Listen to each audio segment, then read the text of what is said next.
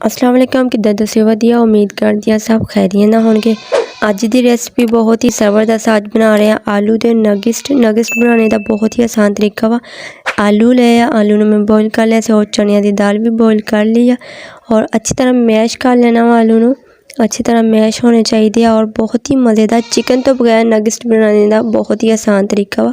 Video का कोई भी पार्ट मिस ना करियो और वरना तुहानू किसी चीज़ की समझ नहीं आनी मेरे चैनल को सबसक्राइब कर दिओ, नाल बैल आइकन का बटन प्रेस कर दिओ ताकि तुहानू हर आने वाली वीडियो मिल सके। आलू मैश हो चुके हैं। हुण उस तो बाद मैं चनिया की दाल को अच्छी तरह कुट लवांगी। अच्छी तरह पेस्ट बनना चाहिए वा इहदा भी और चनिया की दाल का दाना बिल्कुल भी नज़र ना आए। चनिया की दाल मैं बॉयल की हुई सी और बहुत ही मज़ेदार नगिस्ट बनावांगे और भी बहुत सारी ये चीज़ां ऐड करनियां, मिस ना करियो। देखो अच्छी तरह पेस्ट बन चुकिया वा और आलू भी मैश हो गया, दाल भी अच्छी तरह कुट लिया। अच्छा जो ये मैं चीज़ां ऐड कर रही है ना वो बहुत ही ज़बरदस्त है। आज तक तुहानू ये रेसिपी किसी ने भी नहीं शेयर की होनी। ये मैं पाऊँगी हाफ चम्मच लाल मिर्च और हल्दी पाउडर हाफ चम्मच और ये जाएगा नमक। नमक आप हसबे ज़रूरत इस्तेमाल करांगे जिन्ना किसी को टेस्ट पसंद होएगा, नमक कम ज़्यादा, ठीक है ना। हाफ चम्मच जाएगा गरम मसाला। गरम मसाले की बहुत ही मज़े की खुशबू आती है, ये लाजमी तुसी पाना वा। और अगर है ना कोई मेरे वर्गा गोश्त खोर हैगा वा ते मतलब कि यानी गोश्त का बहुत ही शौकीन है और चिकन ना होवे ना ते वो सिर्फ एक चीज़ इस्तेमाल कर सकता वा, चिकन पाउडर इस्तेमाल कर सकता वा। चिकन पाउडर इस्तेमाल कर लियो, मैं मजाक कर रही हूँ। चिकन पाउडर तुसी इस्तेमाल कर सकते हैं और बहुत ही अच्छी चिकन की खुशबू आएगी। चिकन बेशक तुसी इससे पाओ या ना पाओ और चिकन तो बगैर बहुत ही मज़ेदार बननगे। चिकन पाउडर लाजमी इस्तेमाल करो ताकि चिकन की खुशबू आए, बहुत ही मज़ेदार टेस्ट बनेगा। एक कंडा लिया वा, उहदे विच मैं एक चुटकी नमक और मिर्च पाई है, बिल्कुल एक चुटकी, और ब्रेड क्रम्स ले आ। अच्छी जी प्यारी जी शेप देनी है, तुसी कोई भी शेप दे सकते अपनी मर्जी नाल, जिद्दां दा भी बनाने का दिल करे तुसी बना सकते हैं और मैं इस तरह का बना लूँगी। अच्छा इस तो बाद तुसी की करना वा, अंडे ते डिप करना वा। अंडे तो डिप करने तो बाद ब्रेड क्रम्स लगाना वा। कोई इस तरह भी बनाता वा, आलू नू बॉयल कर लेंदे और उहदे विच मैदा वगैरह का इस्तेमाल करते हैं और नगिस्ट बना देंगे।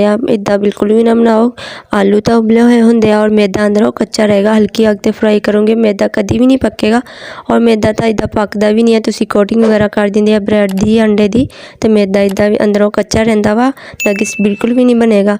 और इस तो बेहतर है तुसी चनिया की दाल ले लो और बॉयल करके अच्छी तरह कुट लो, ना ही उसके अंदर कच्चापन होएगा और बहुत ही मज़ेदार नगिस्ट बनेंगे। गरम हो चुकिया वा, बिल्कुल हल्की अग ते ऑयल रखा हुआ वा और नगिस्ट हो गया तैयार। इन्हों अच्छी तरह फ्राई कर लेने, बिल्कुल हल्की हल्की अग ते रखने, ठीक है ना। बहुत ही प्यारा जहा कलर लेके आवांगे माशाल्लाह, बहुत ही ज़बरदस्त नगिस्ट बन गए। उम्मीद है तुहानू भी पसंद आएगी। अच्छा मैं तुहानू एक गल दसना भुल गई सी, तुसी हल्का या अपने हत्थां ते ना ऑयल लगा के ना फिर तुसी या नगिस्ट की शेप दे सकते हैं। हल्का या हाथ में ऑयल लगा दे ताकि आलू वगैरह ना हत्थां ना चिपके ना। अगर तुसी मेरे चैनल ते नवे तो ना जल्दी ना जाओ, मेरे चैनल को सबसक्राइब कर दो, बैल आइकन का बटन प्रेस कर दिओ ताकि तुहानू हर आने वाली वीडियो मिल सके। और मेरी वीडियो नू अपने प्यारे ते शेयर भी कर दिया करो, मैनू लाइक भी कर दिया करो, मैनू कमेंट भी कर दिया करो। अच्छा जी हल्की हल्की अग ते रखे से बहुत ही प्यारा आ देखो कलर आ चुकी है। साइड चेंज करूँगे और माशाल्लाह बहुत ही ज़बरदस्त मज़ेदार नगिस्ट लगन दे और बहुत ही मज़े की खुशबू भी आ रही है।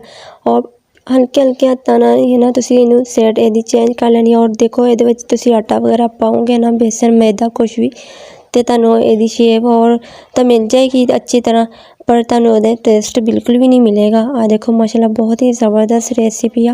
उम्मीद करती है तुहानू भी पसंद आएगी, ट्राई करके ज़रूर देखियो और मेरी रेसिपी अपने प्यारे ते शेयर भी कर दिया करो। अगर कभी कोई चीज़ खाने का पकाने का मूड ना भी हो तुसी बेशक ये बना के खा सकते हैं, बहुत ही मज़ेदार होंदी है और बहुत ही जल्दी बन जाती है।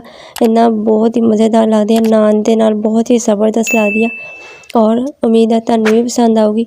मैनू कमेंट करके लाजमी दसियो, मेरे चैनल को सबसक्राइब करना ना भूलियो। अपना बहुत सारा ख्याल रखियो।